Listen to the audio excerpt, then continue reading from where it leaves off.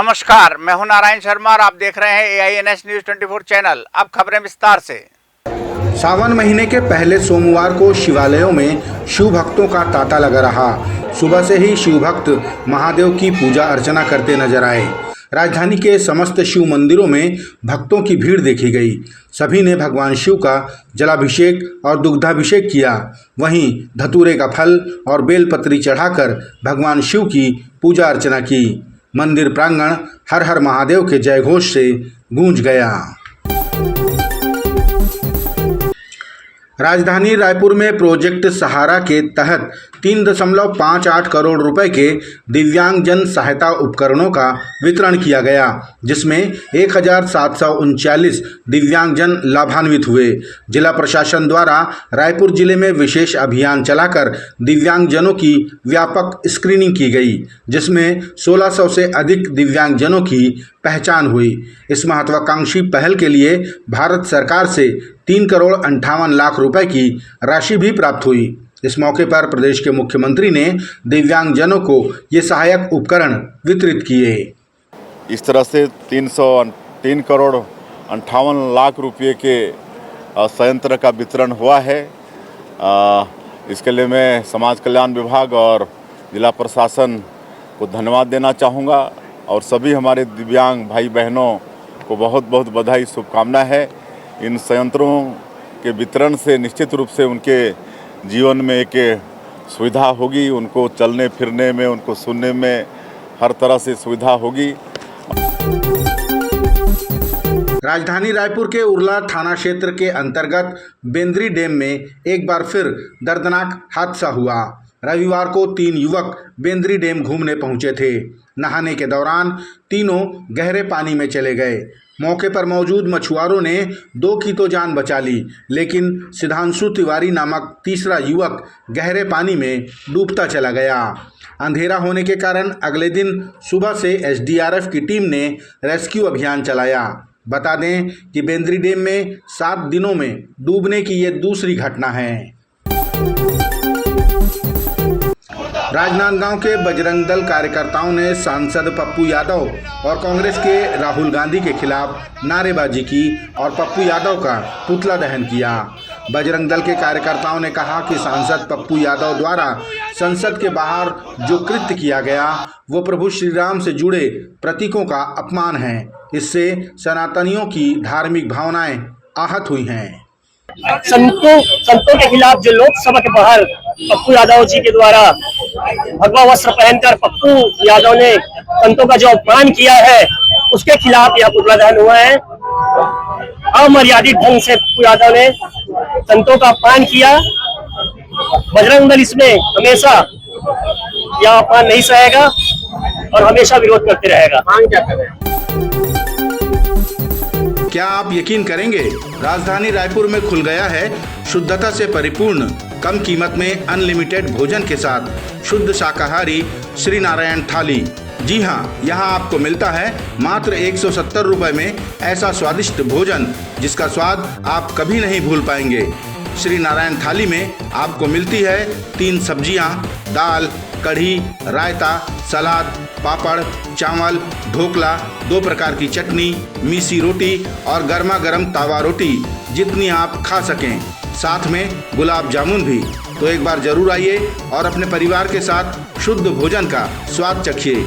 हमारे यहाँ जैन थाली भी उपलब्ध है। श्री नारायण थाली, शॉप नंबर 75, शुभ कदम के बाजू में, सिटी सेंटर मॉल के पास, पंडरी, रायपुर। Phone number 9009474545। सांसद ब्रजमोहन अग्रवाल द्वारा संसद में छत्तीसगढ़ के एक IAS के खिलाफ शिकायत के बाद छत्तीसगढ़ शासन ने परिपत्र जारी करते हुए चुने हुए प्रतिनिधियों से अधिकारियों द्वारा व्यवहार की लिखित जानकारी जारी की। 18 बिंदुओं के माध्यम से बताया गया कि शासन के कार्यक्रमों की जानकारी एवं चुने हुए जनप्रतिनिधियों को सम्मान देते हुए सभी में ससम्मान आमंत्रित किया जाता रहा है। इस परिपत्र को लेकर पूर्व मंत्री मोहम्मद अकबर ने राज्य के मुख्य सचिव से आग्रह किया कि इन परिपत्रों पर कड़ाई से पालन करना शुरू कराएं। माननीय संसद सदस्यों एवं विधायकों से अधिकारियों द्वारा सौहार्दपूर्वक व्यवहार करने के संबंध में तथा उनके द्वारा मांगी गई जानकारी, तथ्यात्मक जानकारी दिए जाने के संबंध में राज्य सरकार के द्वारा अनेक परिपत्र जारी किए गए हैं। मैं मुख्य सचिव महोदय से ऐसा चाहूंगा कि वो इन परिपत्रों का कड़ाई से पालन सुनिश्चित कराएं। छत्तीसगढ़ में एड्स जैसी गंभीर बीमारी से पीड़ितों की संख्या 40,000 है, लेकिन सरकार के पास सिर्फ 26,000 पीड़ितों की ही जानकारी है। शेष 14,000 कहाँ हैं, इसका कोई रिकॉर्ड नहीं है। एड्स पीड़ितों ने आरोप लगाया कि सरकार ने दवाइयां प्रदान करने वाली संस्था को भी बंद कर दिया है। उन्होंने ये भी आरोप लगाया कि सरकार द्वारा हमारी पहचान उजागर की जा रही है। सबसे पहले तो हम लोगों को जीने दिया जाए, है ना। बड़ी ही दयनीय स्थिति है।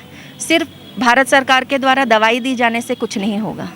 एक भावनात्मक सपोर्ट जो था, विहान CSC जो समुदाय चला रहा था, 31 मार्च के बाद से उसको बिना किसी कारण के बंद कर दिया गया। क्यों? क्योंकि उन्होंने पैसे की मांग की और हमने पैसा देने से इनकार कर दिया, तीनों ही संस्थाओं ने, तो उन्होंने बंद कर दिया। आज समुदाय का ये हाल है कि ना वो एक दूसरे से व्यक्तिगत रूप से मिल पा रहे हैं, ना अपनी समस्याओं का निराकरण कर पा रहे हैं, और बल्कि जो दूसरे NGO के लोग हैं, जो लोग फीमेल सेक्स वर्कर और पुरुष समलैंगिक में काम कर रहे हैं, वो लोग उनके घर जाकर उनको चिन्हांकित कर रहे हैं कि ये व्यक्ति HIV पॉजिटिव के साथ साथ फीमेल सेक्स वर्कर मतलब धंधे वाली भी है, ये पुरुष समलैंगिक भी है। बल्कि 4 कारण होते हैं HIV के, तो HIV के 4 कारणों में वो जिन जिन लोगों के घर गए हैं वो एक जनरल पॉपुलेशन के लोग हैं, वो ऐसे किसी भी हायर रिस्क पॉपुलेशन को बिलोंग नहीं करते हैं।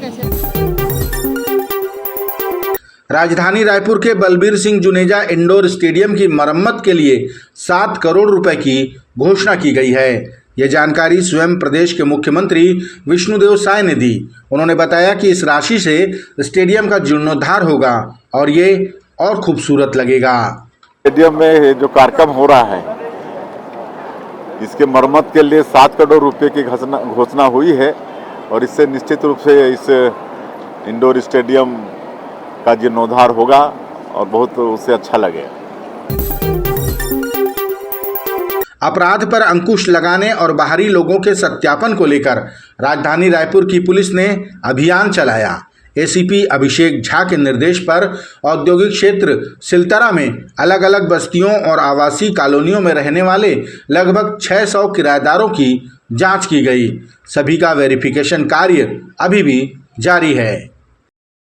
ये चेकिंग अभियान अवैध प्रवासी और जो किराएदार जो बाहर से आके दीगर राज्यों से यहाँ पे रह रहे हैं और इंडस्ट्रियल एरिया में सब काम कर रहे हैं अलग अलग फैक्ट्री में, तो उनका सत्यापन का कार्य आज किया जा रहा है। आज यहाँ सिलतरा थाने के जो JP वीडियो है, हॉल है, उसका जो चाल है उसको आज यहाँ पे किया जा रहा है। उसी जगह पे आज चेकिंग लगभग 600 के आसपास लोग यहाँ पे रहते हैं जो विभिन्न फैक्ट्री में काम करते हैं, तो उनको आज सरप्राइज विजिट किया गया है थाने और टीम के द्वारा। लगभग 90 के आसपास बल जो है यहाँ पे डिप्लॉय किया गया है और सबकी टेस्टिंग और चेकिंग कर रहे हैं, सत्यापन किया जा रहा है। सूरजपुर जिले के रामानुजगंज वन मंडल ने रात्रि गश्त के दौरान प्रतिबंधित लकड़ियों का परिवहन करते 2 आरोपियों को रंगे हाथ गिरफ्तार किया। जब्त लकड़ियों की कीमत 45,000 रुपये बताई जा रही है। आरोपियों ने बताया कि वे लकड़ियों को तस्करी कर छिंदिया जंगल से सुमेरपुर ले जा रहे थे।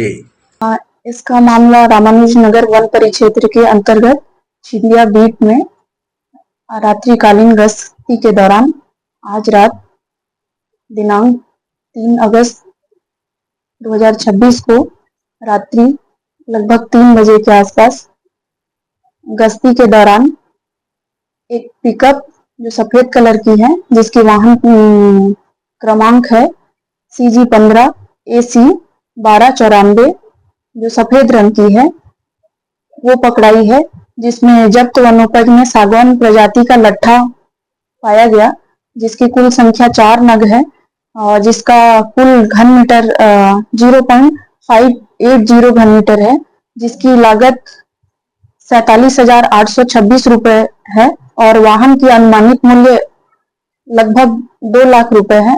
कुल राशि 2,47,826 रुपए की है।